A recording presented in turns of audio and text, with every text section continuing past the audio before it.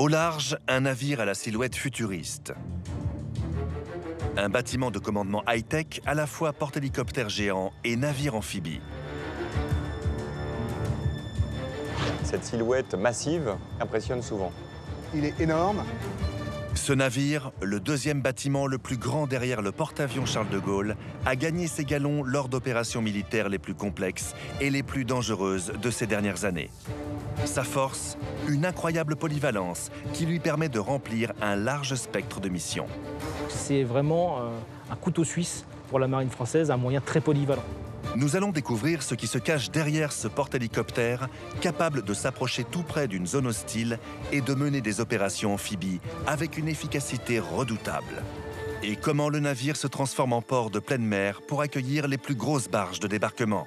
C'est comme rentrer avec sa voiture dans le garage, sauf que la voiture fait 12 mètres de large, 30 mètres de long, 200 tonnes, et le garage, aussi bien que la voiture, bouge. Performance supplémentaire. Malgré sa taille de titan des mers, ce navire reste d'une incroyable maniabilité grâce à un équipement révolutionnaire.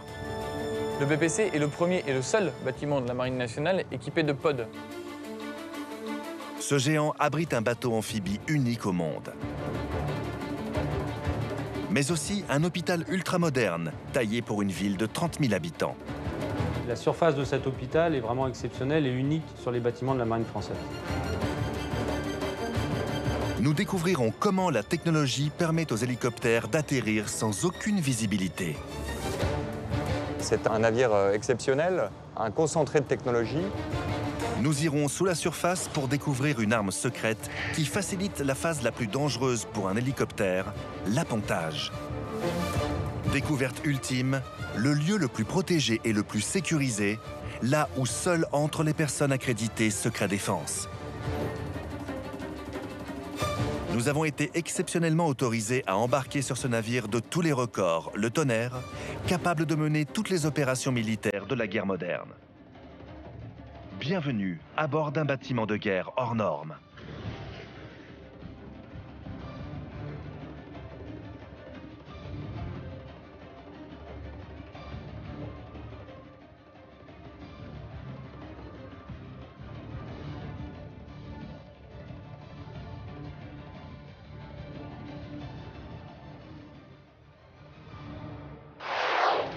Au cœur de sa flotte, la France possède un outil indispensable pour sa défense et sa sécurité nationale.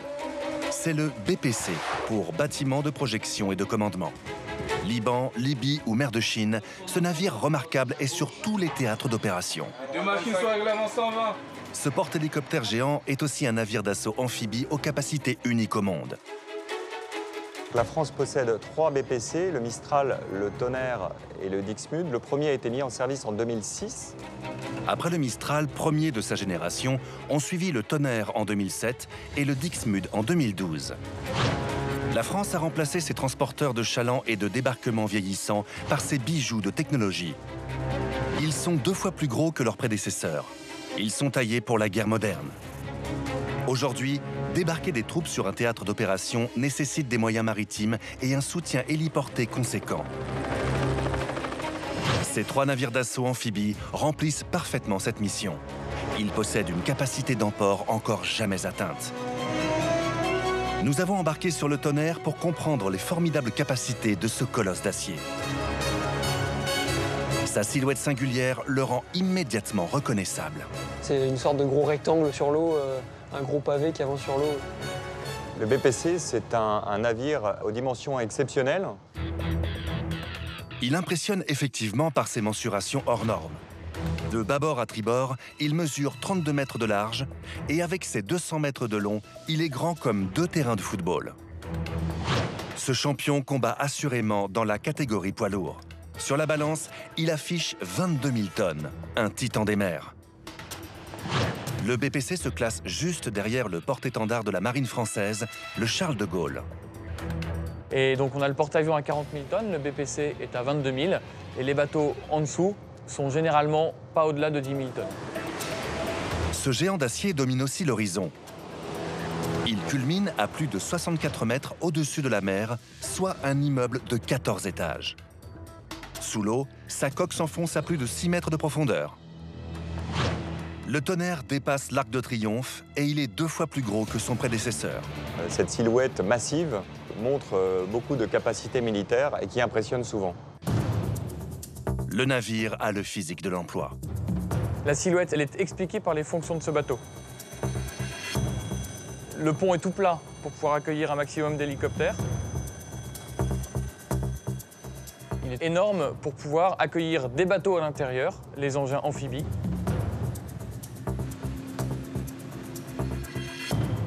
Et pour avoir toutes les infrastructures pour accueillir un hôpital, un état-major et faire la maintenance des véhicules et des hélicoptères que nous accueillons.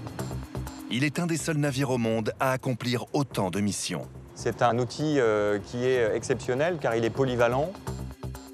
La particularité du BPC, c'est sa capacité à répondre à de nombreuses sollicitations, du haut du spectre avec des engagements terrestres de haute intensité, projeter des troupes au sol pour mener des combats en zone contestée, comme répondre à des sollicitations d'aide humanitaire, de soutien aux populations.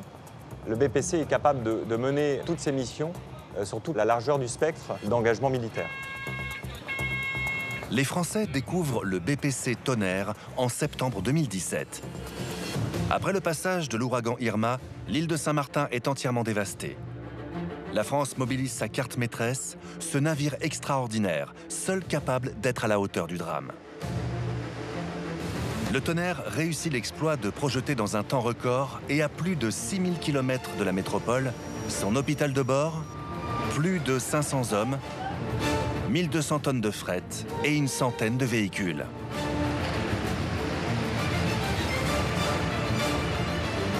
Des moyens exceptionnels pour répondre à l'urgence de la crise.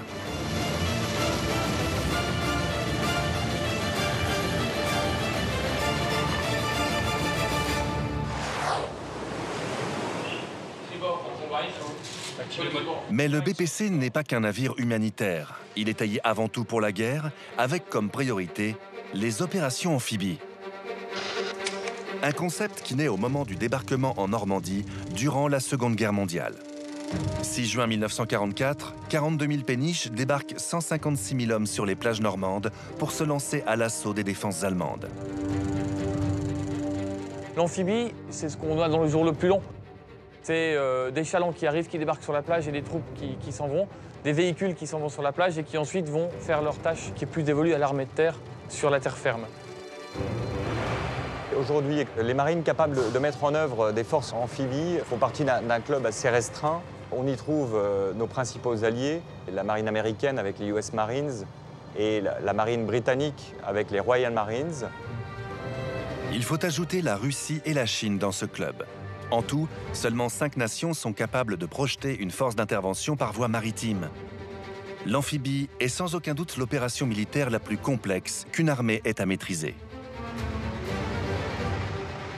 L'opération amphibie consiste à changer de milieu, arriver du large pour mettre en œuvre en zone littorale des combattants. Et c'est ce changement de milieu qui est un défi en soi, en termes de compréhension de ce qui se passe à terre alors qu'on est en mer. En guerre, débarquer hommes et blindés directement dans un port ennemi est impossible. En conséquence, il faut transborder des milliers d'hommes et leurs chargements sur des chalands en pleine mer. Récifs, vagues, sable sont pour eux autant de pièges mortels, tout aussi redoutables que le feu ennemi. Le BPC résout ces défis par des solutions technologiques révolutionnaires. Première prouesse, le bateau est capable de se transformer en port de pleine mer.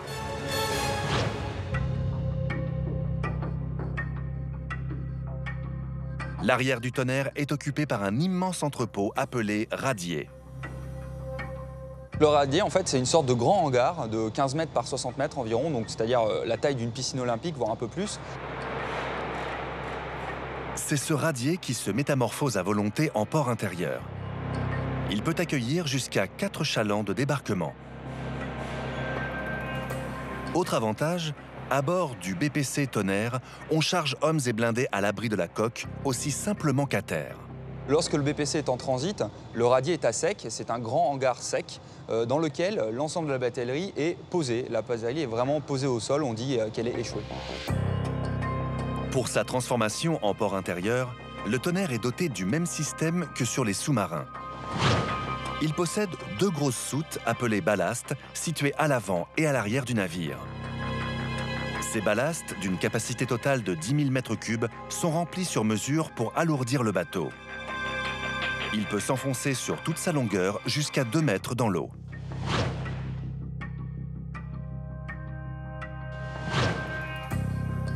Grâce à ce système de ballastage, la porte arrière du BPC se retrouve sous la ligne de flottaison. En ouvrant la porte, l'eau de mer rentre et remplit cette fameuse grande plage ou radier.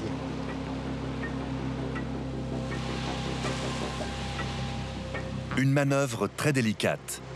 L'inclinaison du navire doit être maîtrisée au degré près.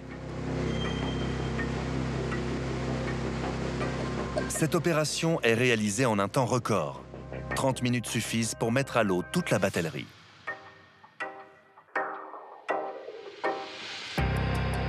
Cette opération de ballastage nécessite des pompes aux dimensions impressionnantes pour pouvoir mettre en œuvre ces chalands dans les plus brefs délais. Ces pompes sont au nombre de 4. 2 petites se situent à l'avant, 2 plus puissantes se situent à l'arrière. Elles alimentent les ballastes grâce à des conduites énormes de presque 1 mètre de circonférence. Cet ensemble de pompes est d'une puissance phénoménale. Combinées, elles aspirent 15 000 m3 d'eau par heure. Il ne leur faudrait que 10 minutes pour remplir le bassin d'une piscine olympique.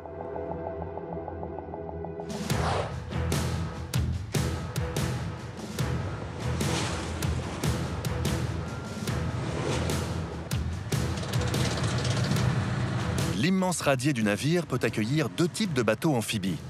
Les chalands de transport matériel, ou CTM, et les engins de débarquement amphibie rapide, les EDAR.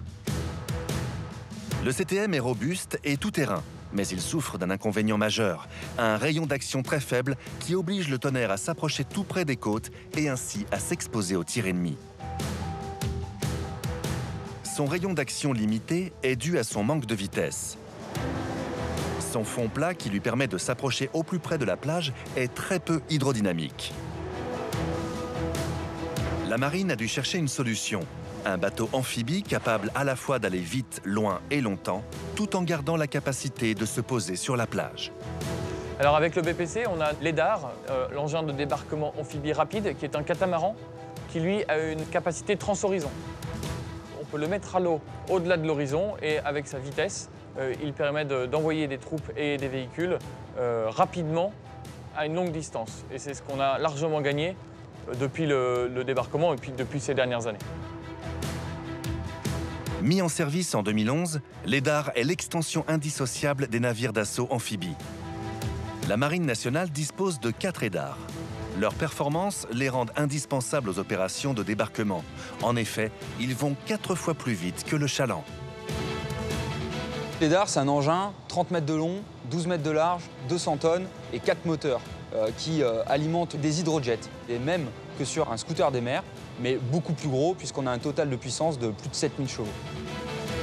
À pleine puissance, l'EDAR est un bolide qui transporte 80 tonnes à plus de 60 km/h. De plus, cette Formule 1 des mers se transforme en 4x4 près de la plage.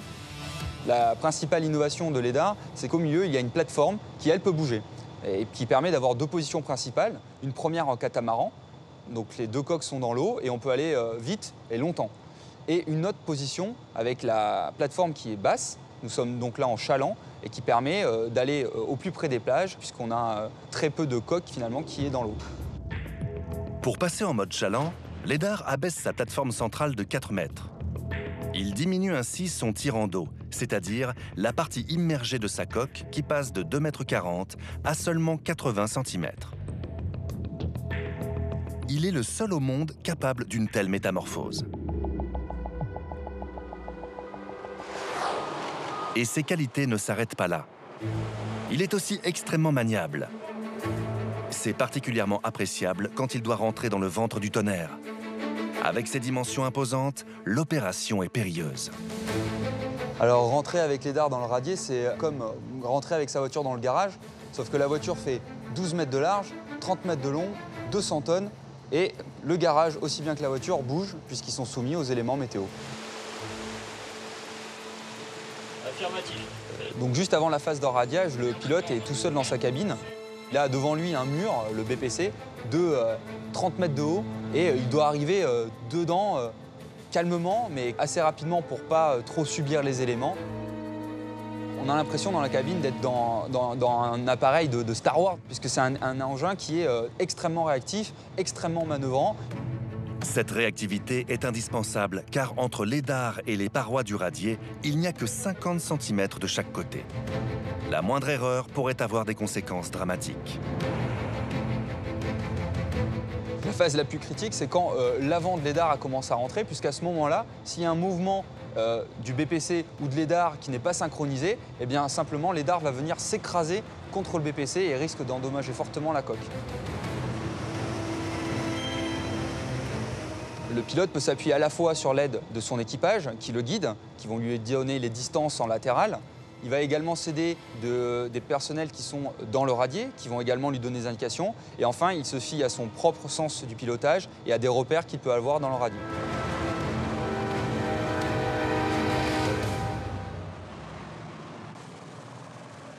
Le pilotage est très fin, puisqu'il faut à la fois sentir son engin, sentir le BPC qui lui-même a ses propres mouvements, et enfin sentir la météo globale qui influe sur le comportement des deux. L'une des conditions du succès d'une opération amphibie, c'est la rapidité d'exécution. L'incroyable vitesse de l'édard est l'une des clés de la réussite. Une technique d'embarquement révolutionnaire en est une autre. Son nom, le porte-à-porte.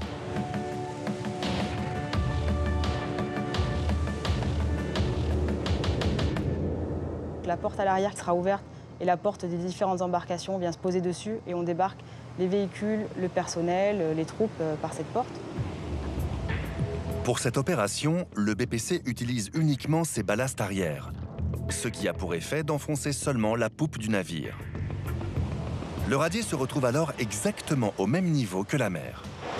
Les portes des navires amphibies reposent sur l'arrière du géant, comme il le ferait sur un quai. La capacité exceptionnelle de cette ouverture permet de débarquer des engins lourds. Elle pourrait même supporter un colosse comme le Charles Leclerc et ses 60 tonnes. L'immense avantage de cette technique, c'est d'accélérer le rythme des rotations sans les risques de l'embarquement dans le radier. Cependant, la manœuvre requiert une parfaite coordination entre les bâtiments. Le moindre faux pas, et c'est un équipement précieux qui se retrouve au fond de l'océan. Pour éviter ce genre de drame, le tonnerre doit garder une vitesse et un cap constant. Cette technique n'est permise que grâce à l'exceptionnelle manœuvrabilité du navire. Qu'est-ce qu'on appelle manœuvrabilité? C'est la capacité du bâtiment à évoluer facilement, donc à tourner rapidement sur lui-même ou à être passé d'une forte vitesse, d'une vitesse importante à une vitesse faible. Voilà, c'est la capacité à changer d'allure, de route, de façon très rapide. Pour comprendre l'agilité surprenante de ce mastodonte, il faut aller sous l'eau. Là se cachent deux moteurs articulés que l'on appelle des pods. Les pods sont des moteurs électriques auxquels on attelle des hélices et qui sont sur des nacelles immergées sur l'arrière du bâtiment. Imaginez donc deux sous-marins, deux petits sous-marins de poche. Ces sous-marins peuvent s'orienter sur 360 degrés. Ces pods sont une révolution. Deux simples joysticks suffisent à les orienter. Ce moyen de propulsion permet de s'affranchir du système qu'on retrouve sur tous les bateaux du monde de cette taille, c'est-à-dire le système d'une ligne d'arbre qui traverse la coque sur une longueur significative. Sur un navire classique, la ligne d'arbre qui relie les hélices au moteur empêche ces hélices d'être orientées. Il faut donc diriger le navire grâce à un gouvernail. Sur les 3 BPC en service, les moteurs électriques de 7000 kW sont situés directement dans les pods. Les hélices deviennent indépendantes, les bateaux sont faciles à manœuvrer. Quant à l'électricité nécessaire au pod, elle est produite par 3 gros moteurs diesel de 6400 watts chacun qui alimentent une véritable centrale électrique. La salle des machines, maintenant, elle est à l'avant du bateau. Les machines produisent de l'électricité. Cette électricité alimente le pod. Donc, seul un câble électrique relie les machines au pod. C'est un autre avantage des pods. En s'affranchissant des lignes d'arbres et en transférant la salle des machines à l'avant, le Tonnerre, comme le Dixmude et le Mistral, bénéficient d'un radier bien plus grand. Une fois n'est pas coutume, c'est l'ingénierie civile qui a servi les militaires. On a pu bénéficier des atouts des chantiers de l'Atlantique qui ont construit ce bâtiment en utilisant une technologie qui était employée sur d'autres navires. Les chantiers navals de Saint-Nazaire, forts d'un savoir-faire reconnu mondialement, ont été les premiers à expérimenter les pods sur les paquebots géants en 2001. On s'est aperçu que cette propulsion électrique par pod était très adaptée à notre cœur de métier qu'est l'amphibie. À ce jour, les 3 BPC sont les seuls navires de la marine française à posséder ce système si innovant. Ils ont également bénéficié de techniques de construction en vigueur dans l'aéronautique. Les tranches des navires ont été construites simultanément puis assemblées sur un seul site. Cette technique d'assemblage par tranche possède un immense avantage. Une vitesse d'exécution record qui a permis de diminuer les délais de construction de 4 à 3 ans. Malgré leur performance, les pods ne suffisent pas à expliquer la maniabilité extraordinaire de ce colosse de 22 000 tonnes. Le Tonnerre dispose d'un second système de propulsion. Ce sont les propulseurs d'étrave, 2 hélices situées à l'avant du navire. La combinaison des propulseurs d'étrave et des pods rendent ce géant des mers aussi facile à manœuvrer qu'un simple bateau de plaisance. C'est un immense avantage dans toutes les manœuvres de précision, comme entrer et sortir des ports. C'est comme si vous conduisiez une voiture capable de mettre ses roues à 90 degrés pour faire le créneau le plus aisé possible. La maniabilité considérable du BPC au regard de sa taille offre un autre avantage de choix. Positionner au mieux le navire quand la météo s'en mêle. Les courants, le vent, les vagues rendent très vite les manœuvres amphibies dangereuses. Pour atténuer leurs effets, il existe une solution, positionner le navire face à la houle et au vent. L'avantage d'être face à la houle, c'est que sur l'avant du bateau, la houle va casser. Sur l'arrière du bateau, la houle n'existera pas. Le bateau va protéger l'approche des engins de la houle. Le BPC va agir comme le ferait un rocher ou une île. Et dès que le vent change et vient de travers, le navire, grâce à la mobilité de ses pods, va très rapidement se repositionner pour faciliter les manœuvres. Des opérations possibles si certains seuils de vent ne sont pas dépassés. Au-delà, les vagues se creusent, les risques d'accident sont trop grands. On peut avoir un vent de face de 25 nœuds, ce qui représente 45 km/h. Un vent sur les côtés ou sur l'arrière de 15 nœuds. On peut avoir une houle jusqu'à 80 cm. 25 à droite. 2 degrés à gagner. Le système de propulsion du BPC est tellement performant qu'il offre à la marine une nouvelle possibilité tactique qui révolutionne les manœuvres amphibies. Elles sont désormais plus simples, plus rapides et surtout plus sécurisées. Cette tactique innovante a pour nom l'autoposition. Prenez les pods et les propulseurs d'étrave. Ajoutez-y un GPS, ajoutez-y des automates et un système informatique.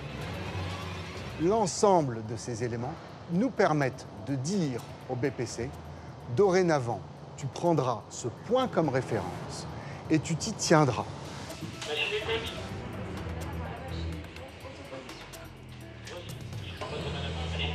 Aux manettes, plus personne. Le GPS transmet des informations de position au système informatique qui oriente automatiquement les pods. Ainsi, le navire peut maintenir sa position indéfiniment. Plus besoin de jeter l'ancre. C'est une petite révolution. Ça nous permet de nous approcher des côtes, d'être statique en permanence et si toutefois une menace arrivait, de s'éloigner rapidement de la menace sans avoir à relever l'ancre, ce qui prend un certain temps.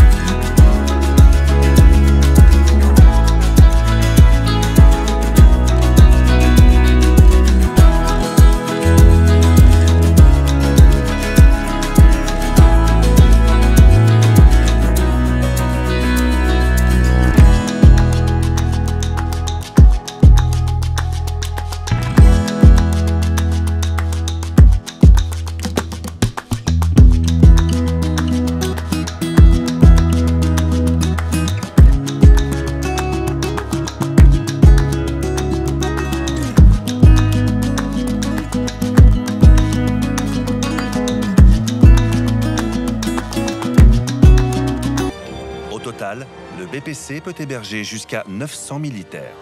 C'est vraiment une petite ville, mais qui est toute seule, qui ne peut pas faire appel à l'extérieur, qui peut se débrouiller en autonomie.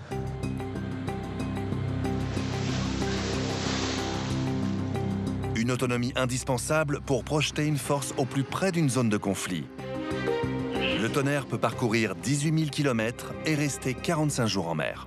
Il est capable de parcourir des distances immenses sans avoir à ravitailler.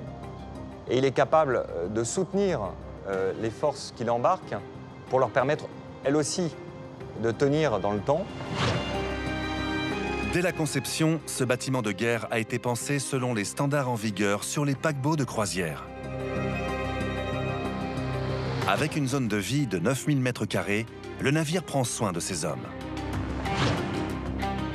Cuisine, frigo, stockage, tout est à la mesure de la taille hors norme de ce navire.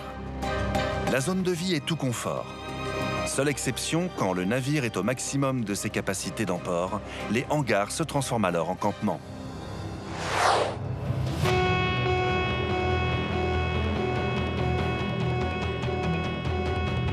En guerre, les opérations les plus complexes, les plus exigeantes, sont sans aucun doute les opérations amphibies. Parce qu'elles se déroulent dans deux milieux différents, la mer et la terre, avec des contraintes radicalement opposées, et parce que souvent elles sont menées à des milliers de kilomètres du centre de commandement. Alors pour l'armée, il est évident qu'une des conditions pour gagner la bataille est de positionner l'état-major au plus près du terrain. L'état-major de force navale reste au contact des éléments, et c'est important pour lui permettre, au-delà de la proximité géographique, d'appréhender et de conduire l'action dans les meilleures conditions possibles et imaginables. Et là encore, le Tonnerre offre une solution unique. Il abrite en son cœur un centre de commandement aussi performant que ceux existants à terre. Nous avons été exceptionnellement autorisés à pénétrer dans ce lieu, la zone la plus sensible du BPC. Derrière ces lourdes portes blindées, 200 officiers de haut rang appartenant aux 3 corps d'armée préparent les opérations dans le plus grand secret. Aucun écran, aucun document, aucun moyen de communication ne doit être filmé. Ici, tout est classé secret défense. Doté des moyens de communication les plus pointus, via une liaison satellite cryptée, il peut communiquer simultanément avec la force navale qui l'entoure, les troupes à terre, le ministère de la Défense situé à des milliers de kilomètres, ou même l'Élysée. Des kilomètres de câbles courent le long de ces coursives et relient les 600 postes informatiques de la zone état-major. Ce centre n'est pas placé au hasard dans le navire. Sa position est stratégique. La coque du navire bloque naturellement les ondes électriques et électromagnétiques. Elle fait office de cage de Faraday. Le fait qu'elle soit au milieu de la ferraille qui représente les bateaux, eh ben, les ondes émises par les ordinateurs, les VHF, tous ces moyens de transmission, ne peuvent pas traverser la coque du bateau. Donc elle est abritée des oreilles indiscrètes, mais aussi des bombes, obus, balles que pourraient tirer l'ennemi. La force du tonnerre réside dans sa capacité à se positionner près du champ de bataille tout en restant en sécurité. Cet avantage lui permet de remplir une mission plus inattendue. C'est un navire hôpital puisque les forces que nous projetons à terre, il faut être en mesure de soigner des blessés en combat. C'est un navire qui embarque donc des chirurgiens, des généralistes, des anesthésistes capables de soutenir nos troupes au sol. On voit rien. Cet hôpital va être effectivement au plus proche des zones de combat ou de catastrophe, tout en étant à une distance de sécurité et sous protection de la force, ce qui permet de soigner à l'abri des combats.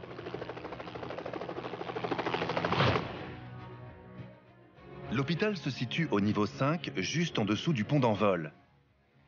Il est d'une surface totale de 1000 m² et compte 69 lits médicalisés. L'équivalent de l'hôpital d'une ville de 30 000 habitants.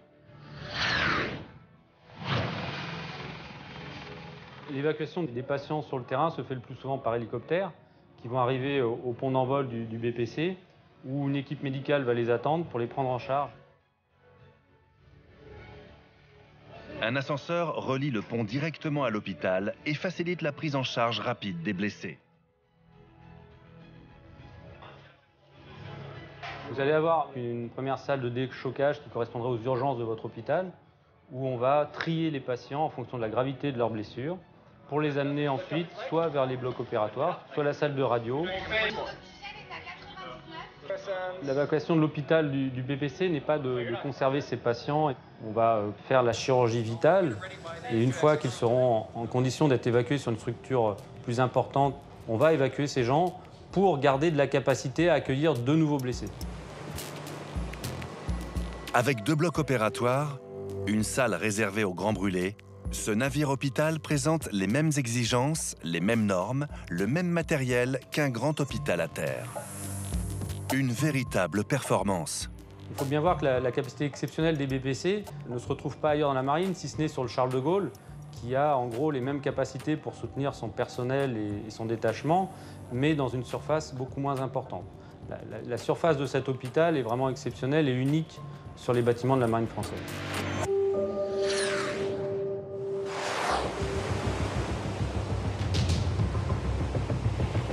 Navire hôpital, centre opérationnel et port en pleine mer, le Tonnerre est un navire de guerre et avant tout et même surtout un héliport sur l'eau.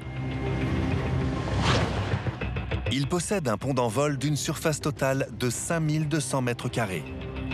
6 spots d'appontage sont répartis sur les 200 mètres de sa piste d'un seul tenant. Il peut recevoir tous les hélicoptères en service dans l'armée française, ainsi que ceux des forces de l'OTAN.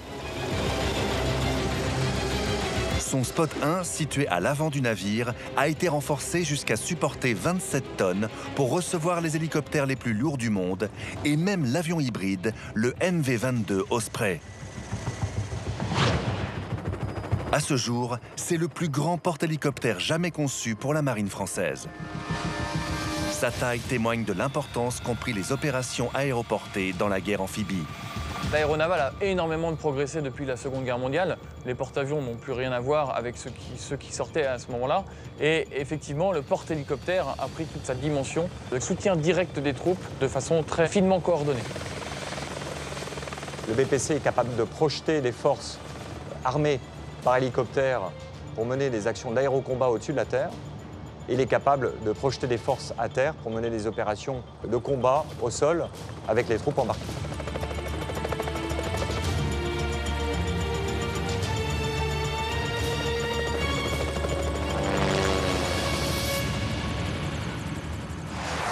Pour mettre en œuvre sa force maritime, le BPC Tonnerre a su trouver des solutions technologiques uniques. Pour sa force aéroportée, il a dû affronter de multiples défis et concevoir des solutions innovantes. Être un héliport flottant implique des contraintes à la mesure des avantages considérables qu'il apporte. Alors, être un aéroport sur l'eau, c'est plus compliqué que d'être un aéroport sur terre, puisqu'on est forcément sur un mobile, donc quelque chose qui va bouger, quelque chose qui est petit par rapport à un aéroport standard. Et donc on évolue avec des machines dans des espaces restreints. Sur l'eau, tout est plus compliqué qu'à terre. Première difficulté, l'espace restreint sur le pont. Par manque de place, mais aussi pour éviter qu'une vague trop forte ou qu'une bourrasque soudaine ne les renverse, les hélicoptères sont entreposés dans un hangar de 1800 mètres carrés, situé juste en dessous du pont d'envol. Il faut donc bouger en permanence les hélicos. Problème, il n'est pas si facile de déplacer ces bijoux technologiques. Tout ce qui est aéronautique, c'est extrêmement fragile et ça coûte extrêmement cher. Donc il faut absolument éviter de faire de la casse. Surtout pour ne pas mettre en péril la mission qui va être demandée à l'hélicoptère. Vous devez le manœuvrer comme une caravane, en fait, sauf que vous imaginez que votre caravane elle pèse 7 tonnes et que ça, il faut rajouter les mouvements de la mer, les mouvements de la plateforme, donc ça monte, ça descend.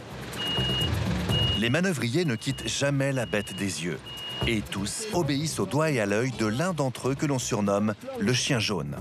Un chien jaune, en fait, c'est un surnom qui a été donné au directeur de pont d'envol. Alors chien parce que sur le pont d'envol, pour la sécurité, on crie beaucoup après les gens, parce qu'avec le bruit des rotors et les casques de protection, les gens ont tendance à pas trop nous entendre. Donc on aboie en fait, donc du coup comme les chiens, et comme on a des maillots jaunes, c'est les chiens jaunes tout simplement.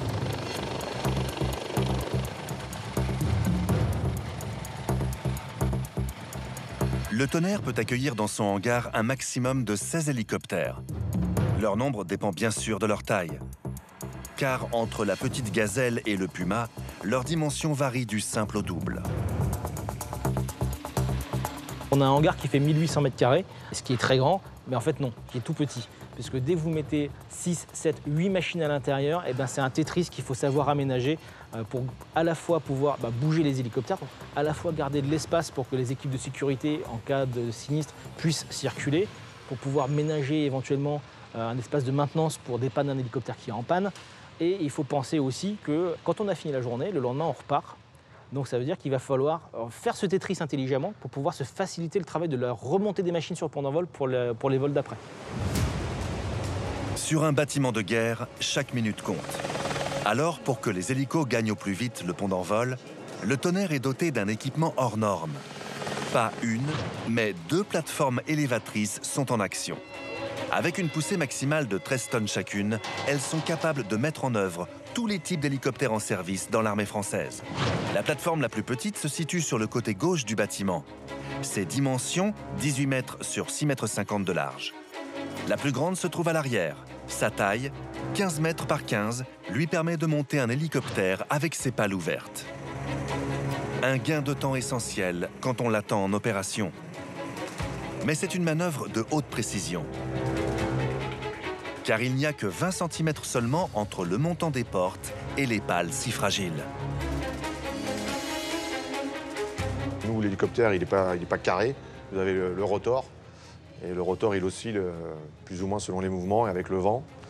Et parfois, c'est un peu tendu selon l'état de la mer.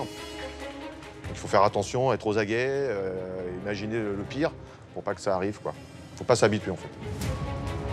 Les plateformes élévatrices sont mises en œuvre par un système hydraulique de câbles et de poulies qui lui garantissent une robustesse à toute épreuve. 2 minutes 30 suffisent pour que l'hélicoptère monte jusqu'à sa piste. Après cette première difficulté pour manœuvrer les hélicos, deuxième problème, le manque de place.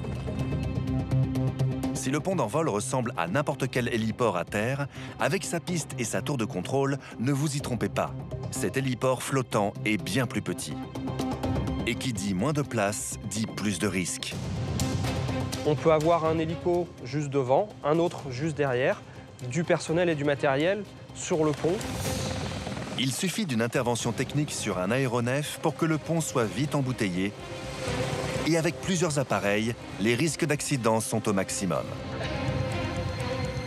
Et on a le vert à tous les spots et on fera partir 6, 5 et 3. Alors ici, les procédures de décollage et d'atterrissage sont bien différentes de celles utilisées à terre. On ne fait pas décoller ou atterrir en simultané. On préfère laisser toujours un petit moment de décalage entre un atterrissage et un décollage pour que le souffle des hélicoptères ne vienne pas perturber l'autre hélicoptère qui va manœuvrer.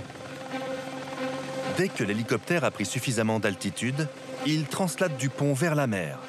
Ceci pour une raison bien précise. On va éviter autant que possible à des hélicoptères de survoler le pont d'envol, de survoler du matériel, du personnel. Parce qu'en cas d'avarie de l'hélicoptère qui décolle, les conséquences pourraient être catastrophiques.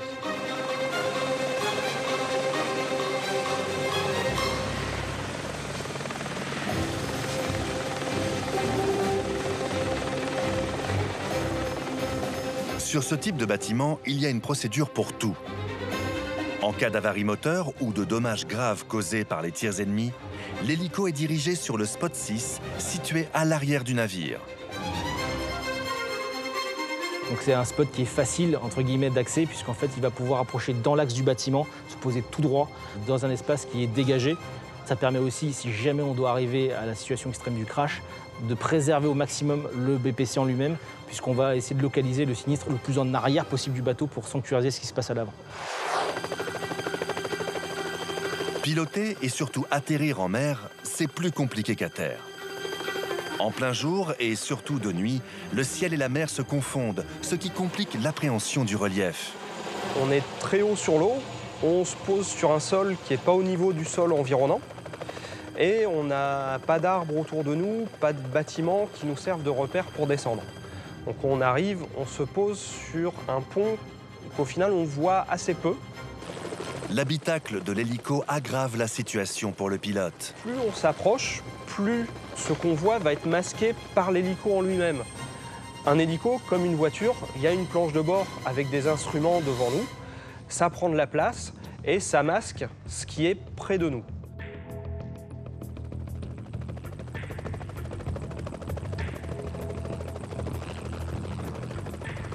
Alors le BPC possède une technologie qui lui vient en aide et qui évite qu'il se crache sur le pont.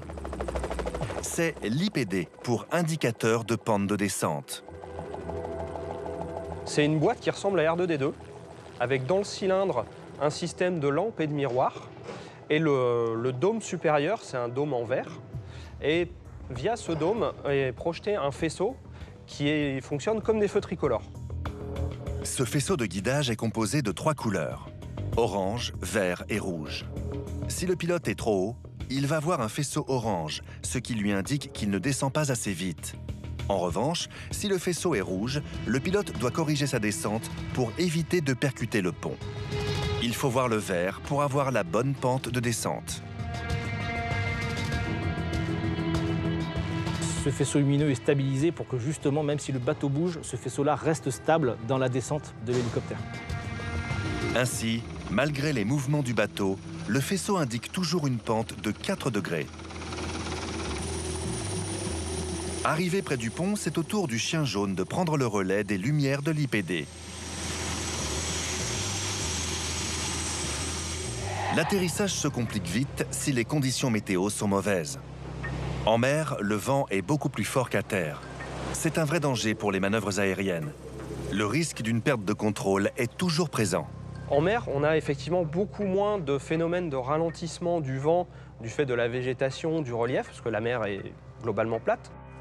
On va arriver aux limites physiques de ce que peut faire l'hélicoptère.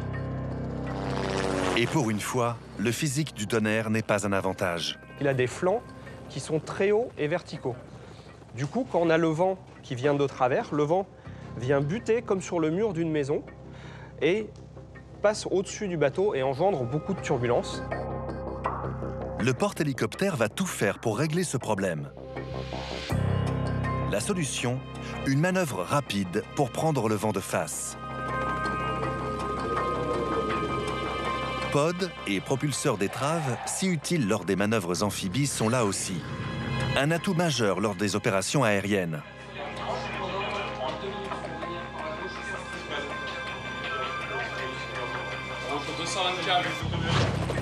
Le bateau utilise son extrême maniabilité pour orienter son pont d'envol face au vent et atténuer ainsi les turbulences.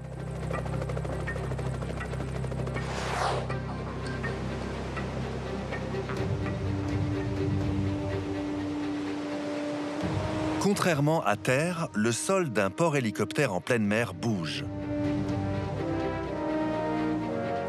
Le Tonnerre, comme tous les navires, subit les mouvements des vagues. Par beau temps et mer d'huile, on peine à imaginer l'effet de la houle sur un pont d'envol. Voici des images exceptionnelles prises par la marine danoise. L'hélicoptère tente désespérément d'apponter. Le pont est chahuté comme le serait un wagonnet sur des montagnes russes. Pour le pilote, c'est une bataille de chaque instant contre les éléments. Il lutte pour ne finir ni à la mer, ni écrasé contre le bâtiment. Heureusement, là encore, le BPC réduit les risques grâce à son gabarit. L'avantage du BPC, par sa taille et par sa masse, c'est un bâtiment qui a de l'inertie, donc qui bouge peu. Mais le gabarit ne fait pas tout. Le navire possède une arme secrète qui le protège du roulis le plus violent. Pour la découvrir, il faut plonger sous la surface. On y rencontre 2 puissants ailerons qui se situent sur ses flancs. Quand la houle se forme, le navire déploie ses ailerons. C'est un petit peu comme si le BPC étendait ses bras sous l'eau. Et du coup, quand il a tendance à partir d'un côté, ça appuie et ça donne une force de résistance et ça limite le roulis. Un logiciel ultra performant agit sur d'immenses vérins et détermine le degré d'inclinaison des ailerons pour compenser au mieux les mouvements ressentis sur le pont. Donc, ce système est efficace puisqu'il permet de bien amortir les mouvements de roulis jusqu'à des états de mer 4 à 5 où le bateau bouge très peu grâce à ce système, alors qu'à l'extérieur, on a des vagues qui vont à 2,5 ou 3 mètres d'amplitude. Mais technologie ou pas, quand la mer est trop forte, tout repose sur la dextérité et l'entraînement du pilote. Il faut vraiment anticiper les mouvements du bateau, anticiper ses actions, la descente, la remontée du pont pour arriver à travailler en sécurité.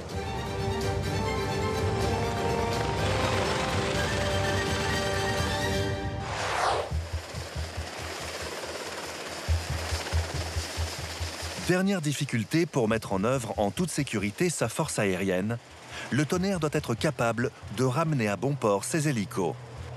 C'est un aéroport flottant, c'est un aéroport qui se déplace. Donc lorsque l'on décolle et qu'on veut revenir à bord, l'aéroport n'est plus au même endroit. Donc c'est une difficulté à prendre en compte. Pour ces missions, l'hélicoptère s'éloigne du navire à des dizaines de kilomètres, de jour comme de nuit. Alors, quand il doit regagner sa base, il est parfois difficile de s'y retrouver dans l'immensité bleue. Ici, pas de montagne ou de ville pour servir de repère. Le risque est grand de se perdre. À court de carburant, la seule solution, c'est l'amérissage. Une manœuvre d'urgence à très haut risque. Pour éviter ce scénario catastrophe, les 3 BPC sont aussi bien équipés que les aéroports terrestres. Pour rallier le bateau, le principal moyen qu'on va utiliser, c'est le radar, soit le radar de l'hélicoptère, si l'hélicoptère en est doté, soit le radar du bateau. Sur le Tonnerre, c'est au centre des opérations que se relaient 24 heures sur 24 les contrôleurs aériens, prêts à répondre à l'appel de détresse de l'un des leurs. On a à bord donc des contrôleurs d'approche qui sont capables de prendre le contrôle serré sur l'hélicoptère et de le guider jusqu'à ce qu'il puisse prendre en visuel le bateau, même si le pilote ne voit rien. C'est grâce au radar d'une portée de 50 km que les contrôleurs localisent précisément les pilotes et leur indiquent comment rentrer à bon port. 355 le cap, vous êtes sur l'axe. Le contrôleur nous fait descendre jusqu'à sensiblement la hauteur du bâtiment au-dessus de l'eau. Le but étant de reprendre le visuel du sillage du bâtiment, sillage qu'on va remonter comme un petit chemin de cailloux blancs jusqu'à retrouver le bateau.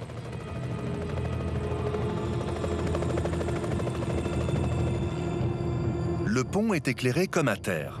C'est habituel pour un aéroport, mais ici, la nuit, la seule chose qui distingue le tonnerre de la mer, un appontage réussi d'un accident, c'est cette frontière lumineuse.